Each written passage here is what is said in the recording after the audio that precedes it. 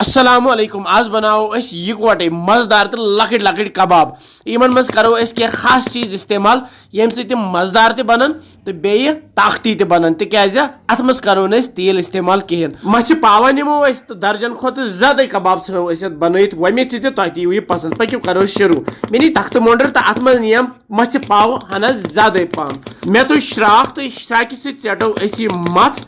ये तख्त मोंडर पे तो करहन मिहन अमे पत त्रो अत बानस मज मछ फुल ताज़ा ताज़े तवे आव यह असल पे चेटन अत क्या खास चीज त्रावन लक्च कवल मज थो मे ठूल फुट यह त्रो मे ये बानस मज बे त्रोस यह दानवल यह गरक वाड़ हूं दानवल डबल चौच हूं चूर इन जन ब्रेड क्रम्ब्स वन तम करो अत मज इस्तेमाल बे त्रोस यह ओड़ चमचे मर्चवांगन नून बादान पाउडर ओड़ चमचे बे तेल तेल ब्योल चौच वड़न त्रावान बे मर्चवांगन ब्योल ओड़ चमचे सच बड़ल पाउडर ओड़ चमचे तो यम सारी चीज त्रो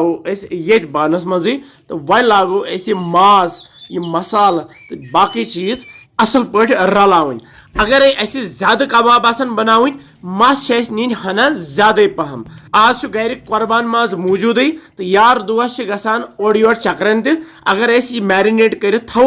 1-2 घंटे ब्रोह पत कुन जाए चक्रस गसित यह सत नित या तुज बनत या कबाब बनत यस मे गोथी मस थमस तैयार कर वन तैयार यमन बनावो कबाब यस वन यह मस तैयार कर यह थो फ्रिजस मज 1-2 घंटन पत करो इस्तेमाल लगो वन कबाब बनावन मे कोर अत थोड़ा सा उदर पहम तो अथस मज तुज मे यह माज थफा तो लकटी माज थफा तुज मे अमे पत लगो यमन यिथ रेक्टेंगुलर शेप दिन तो हेकि यम गोल गोल ते बनत तो हेकि यम जीठ ते बनत यिथ कन तुम खुश कर तिथ कन हेकि तुम यम कबाब बनत बहुस बनावान यम लकट लकट तिकाज यम जल्दी जल्दी तैयार ते गसान बे यम अंदर ते यवान पता असल पे तथ मज कोर न तेल इस्तेमाल कहें तिल बगैर बनाओ मे एयर फ्रायर यह बान क्या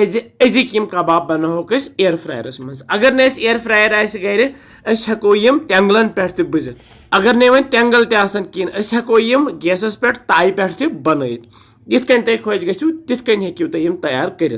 तो यथ एयर फ्रायर किस बानस मज थो बह यम सक सारी लगित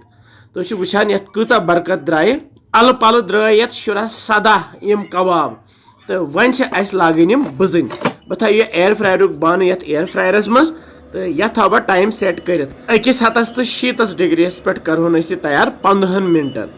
15 मिनट गसित आसन सन कबाब वन तैयार एयर फ्रायर अगर तुम गर तो करो सह विज विज इस्तेमाल अत मन कम कम न्यामच बनान तो 15 मिनट गसित ये एयर फ्रायर बान खोलो वो कि कबाब बने जबरदस्त अंदर तमित तो बेम नरम नरम फंब यमन कबाबन हेकान गर सारी लकट बड़ सन बुजुर्ग खेत सन लूक खेवान अक्सर तिल बगैरी यम कबाब ते बन तिल बगैरी मतलब यह सेहत बापत मुफीद मे नी यम प्लेटन पे थम सारी कबाब लगित तो सती थो यम टमाटर गोल गोल चकल इन मे टमाटरन जल जज पत्र करम त्रा मे अथ पे तो बे त्रोस लेम खंज यमो सजावन तो यमन खेमो कबाब अगर चटन तटनी सको कबाब गरम गरम खेत तुम बनजो कबाब जरूरी तो खेन सारी तो वनान कमेंट सेक्शनस मज कत पे वुचान तुम सान वीडियोस तो क्या बसान तुम सान रेसिपीज बचड़ यह लेम प्यूत ये कबाबस पे तो बे त्रोस यह टमाटर प्यूत तुलो अथस मज रसा तो लागो वन खोन करो बिस्मिल्लाह वारिया मजेदार वारिया ताकती तो वारिया सहल बनावन मे पता कि सान वीडियोस तुम खुश गसान तो बाकियन सो शेयर करान तिकाज बाकी हेकन यह बनत तो वमेद से तुह तनो यम अजिक कबाब पसंद आमत इंशाल्लाह समको बे जल्दी तुम थो पन ख्याल बिहु रबस हवाल।